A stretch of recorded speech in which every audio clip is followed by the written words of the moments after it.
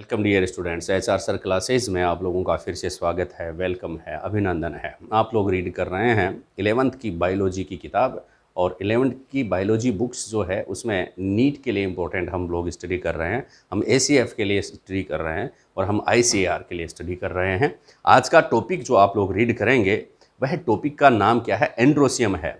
Androecium यानी कि बहुत सारे पर्सन इंस्पेशन पर निकालेंगे एंड्रोसियम, और एंड्रोसियम को हिंदी में क्या कहते हैं? पुमंग। क्या है? पुमंग। उमंग मत समझना, उमंग अपने दिल में रखना। टॉपिक है पुमंग या एंड्रोसियम। पुमंग क्या होता है आपको ध्यान में होना चाहिए कि पुमंग जो है वो पुष्प का नर जननांग है। ठीक है, male reproductive part of a flower is called androecium. ठीक है, या एंड्रोसियम इज कंपोज्ड ऑफ स्टामेन्स। अपन क्या समझे इस बात से कि एंड्रोसियम जो है पुष्प का नर जननांग है। ठीक है, इसके प्रत्येक सदस्य को पुंकेसर कहते हैं। एंड्रोसियम का प्रत्येक सदस्य क्या कहलाता है? पुंकेसर कहलाता है। ठीक है, आप लोगों को पता है पुंकेसर को इंग्लिश में कहते हैं स्टामेन। क्या कहते हैं? स्टामेन कहते हैं। एंड्रोसियम का जो प्रत्येक सदस्य पुंकेसर कहलाता है, आप लोग ध्यान में रखेंगे। एंड्रोसियम का सदस्य क्या कहलाता है? प्रत्येक सदस्य को क्या कहते हैं? पुंकेसर या स्टामेन कहते हैं। ये पुंकेसर जो होते हैं, जनरली सभी पुंकेसर जो होते हैं उनमें पोलन ग्रेन्स का फॉर्मेशन होता है। किसका फॉर्मेशन होता है? Pollen grain. ठीक है ना, पोलन ग्रेन्स इसमें बनते हैं। और लेकिन एक और बढ़िया पर्सन यहाँ से निकलता है क्या कि पोलन ग्रेन्स, कुछ पुंकेसर ऐसे होते हैं, कुछ स्टामिन्स ऐसे होते हैं जिनमें पोलन ग्रेन्स का सिंथेसिस या फॉर्मेशन नहीं होता। ऐसे स्टामेन कहलाते हैं स्टेमिनोड। ऐसे पुंकेसरों को क्या कहते हैं? स्टेमिनोड कहते हैं। क्या कहते हैं? स्टेमिनोड या स्टामिनोड कहते हैं। ऐसे पुंकेसर जिनमें किसका फॉर्मेशन नहीं होता? पोलन ग्रेन्स का फॉर्मेशन नहीं होता, उनको स्टामिनोड कहते हैं।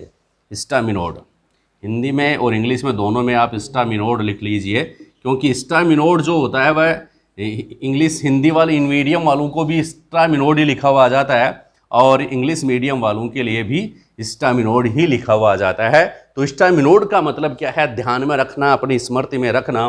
स्टामिनोड जो होता है उसको अपन बंधे पुंकेसर कहते हैं। बंधे पुंकेसर यह स्टाइल होता है। ठीक है, अब पुंकेसर का स्ट्रक्चर अपन जानेंगे। क्या स्टडी करेंगे? पुंकेसर की संरचना। पुंकेसर या स्टामेन। स्टामेन जो होता है उसका स्ट्रक्चर कैसा होता है? तो आपको पता है सिर्फ दो ही पार्ट होते हैं इसके। नंबर एक एंथर, एक तो एंथर होता है और दूसरा फिलामेंट होता है। एंथर और फिलामेंट डायग्राम बना के देख सकते हैं। सिंपल सा डायग्राम आप लोग इसमें बना सकते हैं। ये तो हो गया इसका फिलामेंट, इसका स्टामेन का फिलामेंट हो गया, और इसके ऊपर दो एंथर लोब पाई जाती है। ठीक है, ये एंथर लोब जो होती हैं वो इसके ऊपर स्थित होती हैं। एंथर और फिलामेंट, ये तो पार्ट कहलाएगा एंथर, ये पार्ट क्या कहलाएगा? एंथर, ये कहलाएगा फिलामेंट। आगे बात समझ में? तो फिलामेंट का सिंपल स्ट्रक्चर है। यहाँ दोनों एंथर, इसमें एंथर जो होता है आप ध्यान से सुनेंगे कि भाई पुंकेसर या स्टामेन जो होता है उसके दो पार्ट होते हैं। नंबर एक एंथर और दूसरा फिलामेंट। एंथर जनरली सभी जो एंजियोस्पर्म्स हैं उनमें एंथर जो होता है वह बाइलोब्ड होता है। किस प्रकार का होता है? एंथर किस प्रकार का होता है भाई? बाइलोब्ड, जैसे अपन ने अभी डायग्राम में देखा बाइलोब्ड होता है।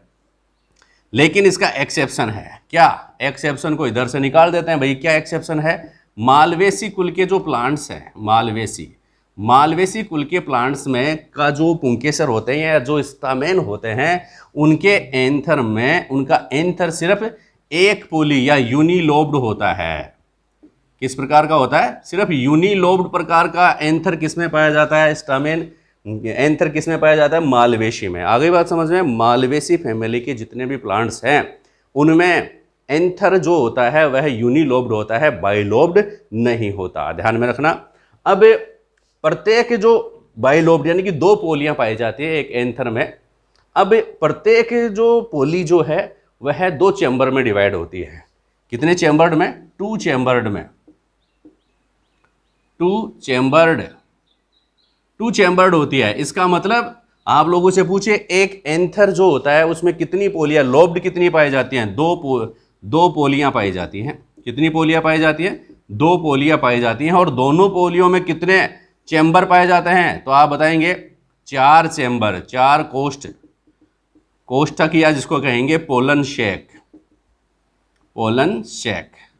कितने पोलन शेक पाए जाते हैं? 4 पोलन शेक पाए जाते हैं। कितने लोब्स पाए जाते हैं?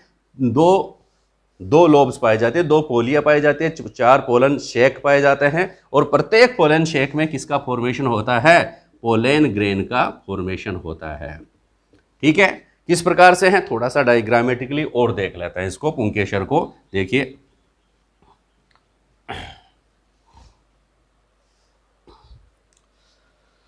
थोड़ा सा बड़ा डायग्राम बनाना पड़ेगा अपने को।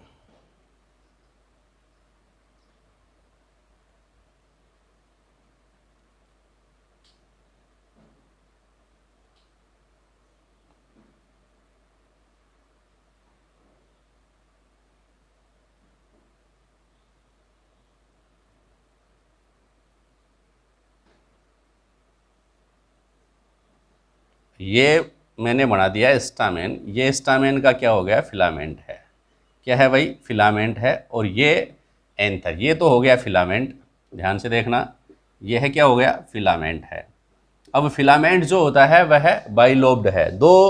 ये फिलामेंट हो गया, इसके ऊपर 2 बाइलोब पाई जाती है, इसको क्या कहते हैं? एंथर कहते हैं। एंथर किस प्रकार का होता है? बाइलोब्ड होता है। और प्रत्येक लोब जो होती है मतलब 2 बाइलोब्ड्स। एंथर किस प्रकार का? बाइलोब्ड होता है। दोनों लोब जो होती हैं ये बीच में किसके द्वारा, जिस संरचना की दूरी जुड़ी होती है उसको कहते हैं कनेक्टिव टिश्यू। कनेक्टिव टिश्यू के द्वारा ये आपस में जुड़ी हुई रहती हैं। और इस कनेक्टिव टिश्यू के अंदर से होते हुए ही क्या जाता है? एक वेस्कुलर बंडल। एक वेस्कुलर बंडल इसी में पाया जाता है जो इसमें विभिन्न खनिज लवणों को भेजता है। वेस्कुलर बंडल भी कनेक्टिव्स में स्थित होता है। तो ये तो जनरल स्ट्रक्चर है। अब और देखिए आप कि इनमें क्या होता है? प्रत्येक लोब जो होती है वह इस प्रकार से मैनेज रहती है। आप इसको ध्यान से देखेंगे।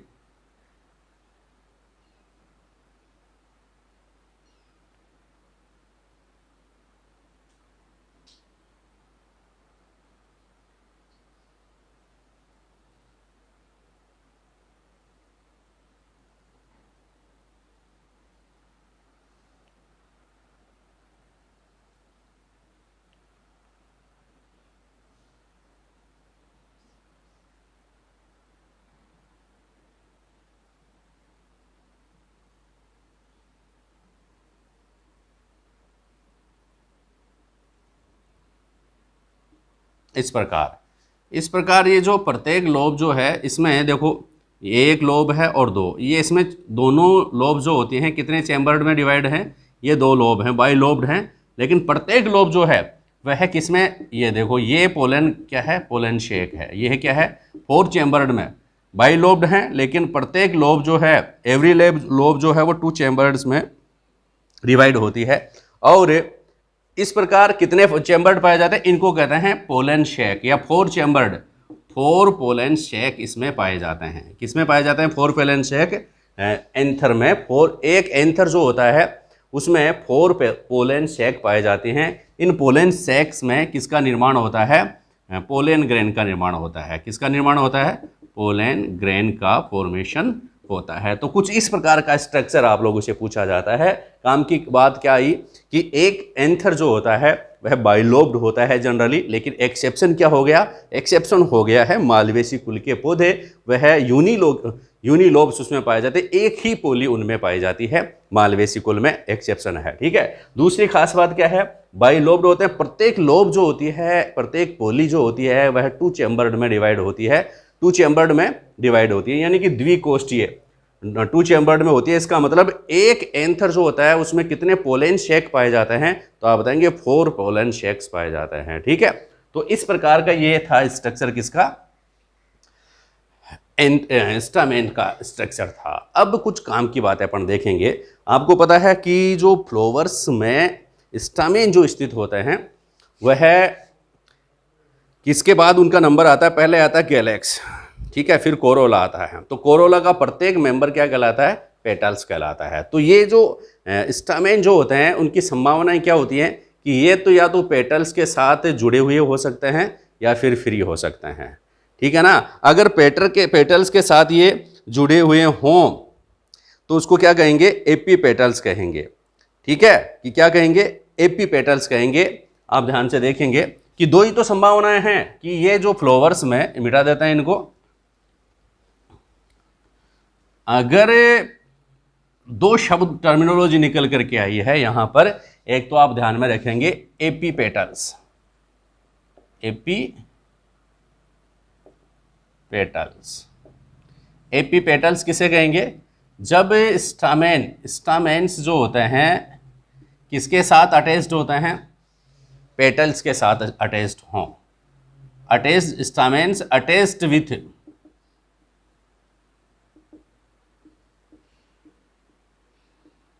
पेटल्स। जब स्टामेन्स पेटल्स के साथ जुड़े हुए रहते हैं तो ऐसी स्थिति को क्या कहते हैं, एपीपेटल्स कहते हैं या एपीपेटल्स स्थिति कहेंगे।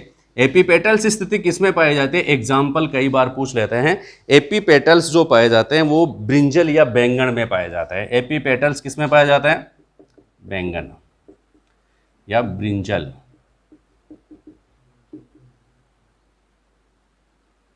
ठीक है। एपीपेटल्स किसमें, एपीपेटल्स स्टामेन्स किसमें पाए जाते हैं, ब्रिंजल में पाए जाते हैं। एपीपेटल्स किसे कहेंगे, एपीपेटल्स जब जो स्टामेन जो होते हैं वो पेटल्स के साथ अटैच होते हैं तो इस प्रकार की कंडीशन को, इस स्थिति को अपन क्या कहते हैं, एपीपेटल्स कहते हैं। दूसरी स्थिति आती है एपीफाइलस। दूसरी स्थिति पुंकेसर से संबंधित इंपॉर्टेंट पॉइंट क्या है, एपीफाइलस।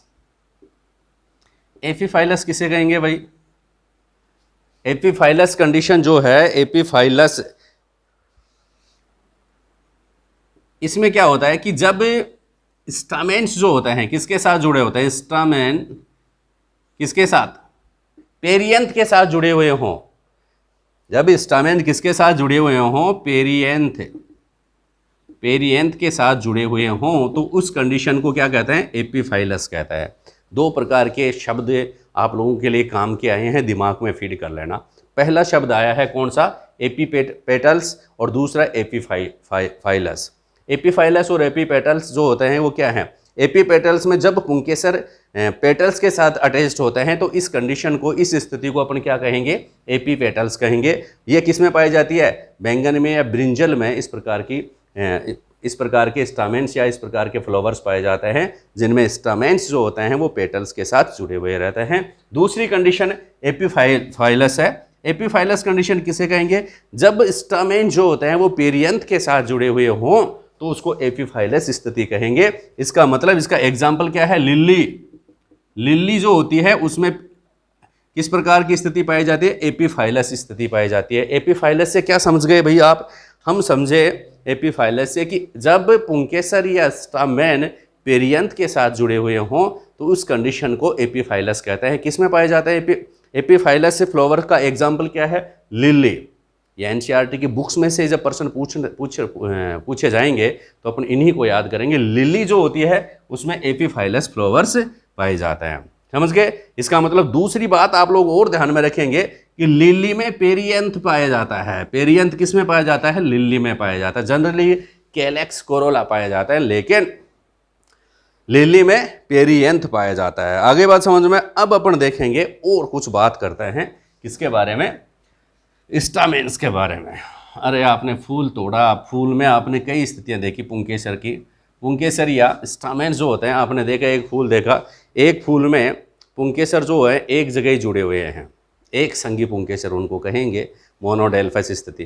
कुछ फूल आपने ऐसे देखे, कुछ फ्लावर्स आपने ऐसे देखे जिसमें जो स्टामेन्स हैं, जो पुंकेसर्स हैं, वो दो ग्रुप्स में, दो समूह में, दो बंच या फिर बंडल्स में जुड़े हुए हैं।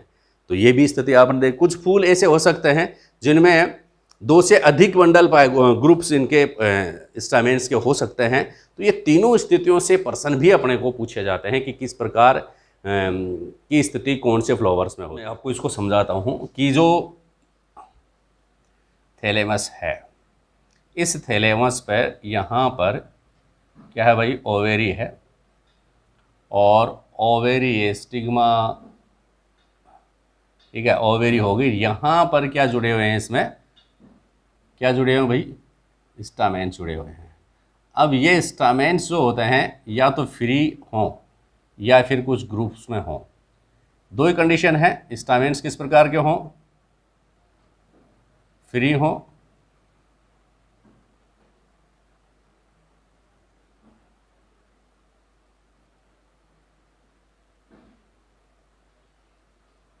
ठीक है, या तो ये स्टामेन्स क्या हो, फ्री हो। देखो ए कंडीशन तो क्या है, स्टामेन या पुंकेसर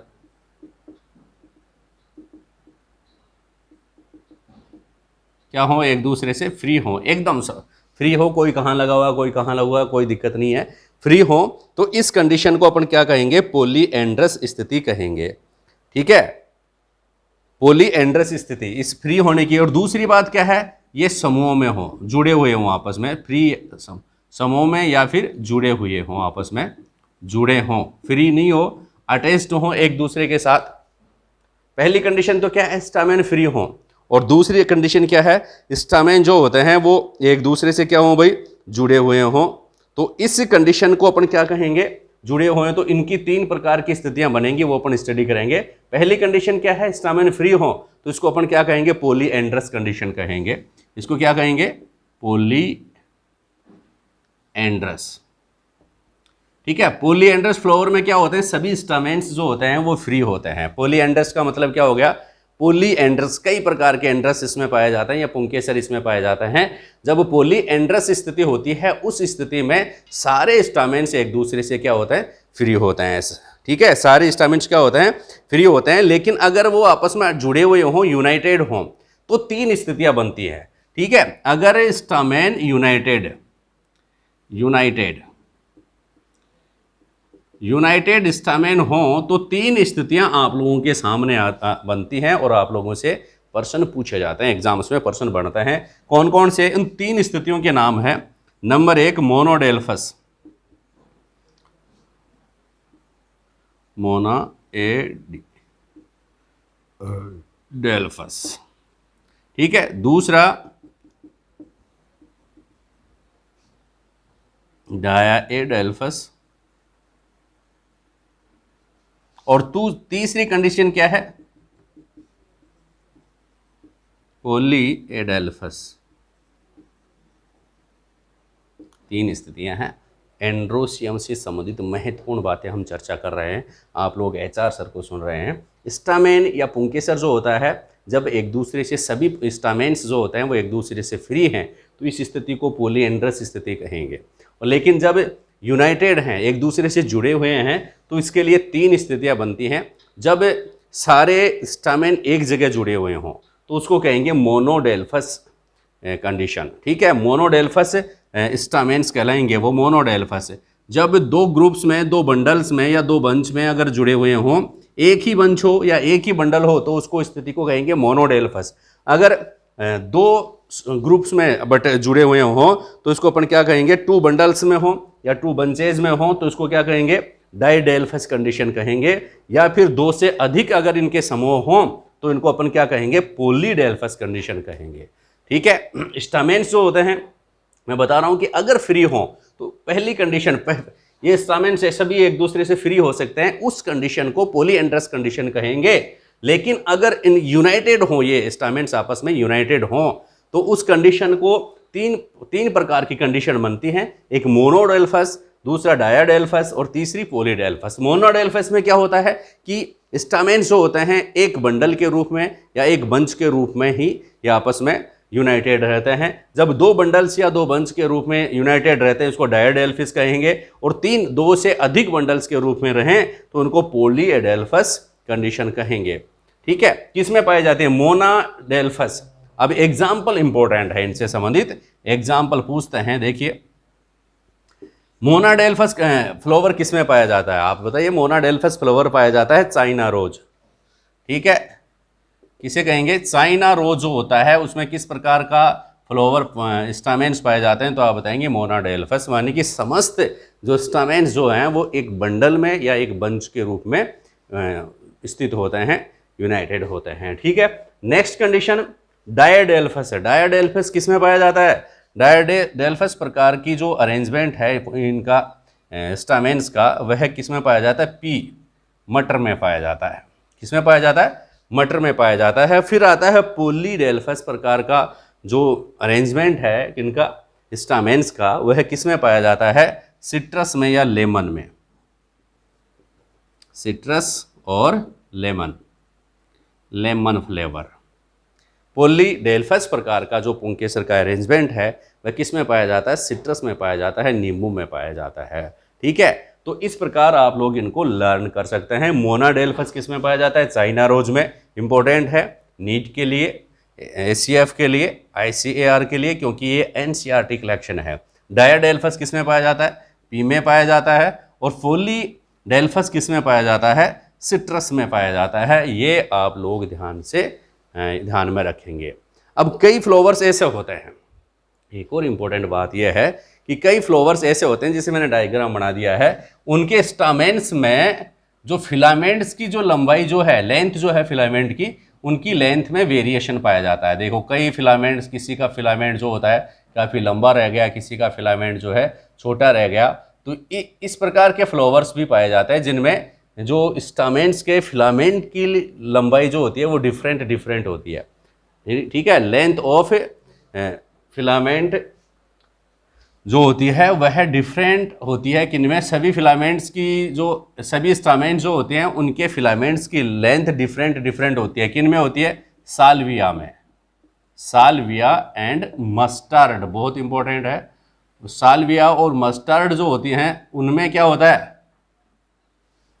फिलामेंट्स जो होते हैं उनकी लेंथ में वेरिएशन होता है। किसी की लेंथ कम होती है, किसी स्टामेन की जो फिलामेंट की लंबाई जो होती है उसमें कम होती है, किसी स्टामेन के फिलामेंट की लंबाई बहुत अधिक होती है। तो इस प्रकार वेरिएशन पाया जाता है इनकी लेंथ में, फिलामेंट की लेंथ में। किसके फिलामेंट की में, स्टामेन के फिलामेंट की लेंथ में डिफरेंस पाया जाता है, अंतर पाया जाता है। एग्जाम्पल क्या है, किसमें कौन से फ्लावर्स हैं, साल्विया और मस्टर्ड। सरसों का आप फ्लावर लेके देखना, मिल जाएगा किसी भी खेत में, सरसों के खेत में जाके देख लेना, वहाँ से आप लोग ये प्राप्त कर सकते हैं। तो डियर स्टूडेंट, ये थी क्लास एंड्रोशियम के बारे में, और इसमें सिर्फ एनसीईआरटी बेस्ड प्रश्न आप लोगों को हमने बताए हैं। आप लोगों को समझ में आए होंगे। थैंक यू, धन्यवाद।